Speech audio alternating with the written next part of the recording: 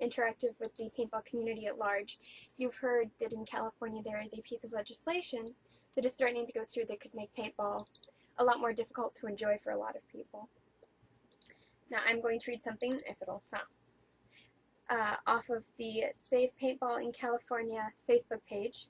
Go ahead and search for it, look it up, like it, and then, read through the instructions and do what it says. But a little bit on the bill.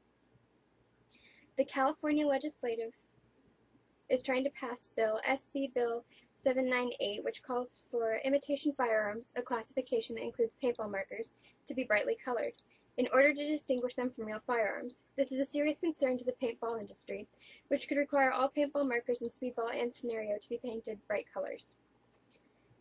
Now, of course, in speedball, a lot of times things are already brightly colored and ridiculous and wonderful, but that should be our choice. It isn't up to someone sitting in a big, fluffy, squishy chair to decide what color my marker is going to be. Now, as I understand it, this wouldn't be retroactive. So if you already have your paintball markers, your marker would be fine because it would be grandfathered in. But any new markers would have to be ridiculously colored. This also goes for airsoft, and it might also include some other communities, depending on how the legislation goes. Now, for a lot of us, this wouldn't really be a big issue. But the thing is that it's some nitties, as I said, sitting in big, fluffy, squishy chairs, trying to walk all over us, and we can't let that happen. What we can do to stop this is, even if you're not in California, you need to go onto the Facebook page, you need to like it. They have a list of contact information for different representatives, and you need to get in contact with those representatives. You can email them, you can call their offices, leave messages, all of that, so that we can let them know that paintball is something that's extremely important to us. It's something that we want to keep preserved the way it is. And with them trying this, it's attempting to keep the community safe. And of course, we all want to live in a nice, safe world. But the thing is that if somebody has a negative intent and they have an airsoft gun or a paintball marker and it's brightly colored, it just takes a can of black spray paint and a couple of hours, and then you have something that looks like a real weapon. So who's really going to be punished here? It's not going to make a big difference to law-abiding citizens. And I mean, really, there have been a lot of safety measures already put into place.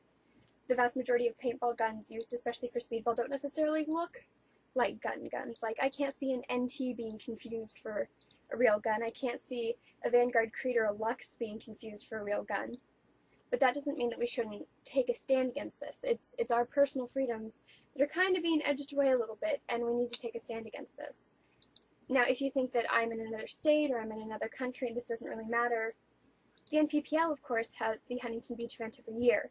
And although this wouldn't directly impact it, who's to say that, when guns are brightly colored, that there aren't going to be enough people who are going to decide not to buy them, that the companies therefore can't support the league, and therefore the league can't run events like it should. There's a huge trickle-down effect here, and we need to make sure that we act as responsible citizens and say that we don't want this legislation. We don't want these rules. They're completely asinine. They don't actually make any real sense, and no one in the community is going to be helped or protected by this. So make sure you go onto the Facebook page, get all of the information, read through it, and then contact the state representatives, because if this can happen in California, it really can happen anywhere. And I know in some other countries, you can't have paintball equipment of your own. It has to stay at the field, or it has to stay wherever, and you have to go and you have to access it there, but you can't take it off grounds, and we don't want that. And this, of course, isn't going to directly do that, but if we're willing to take one step, who's to say we aren't willing to take 5? So anyway, hop on the Facebook page, go through all of that, let's save paintball. I will talk to you guys soon.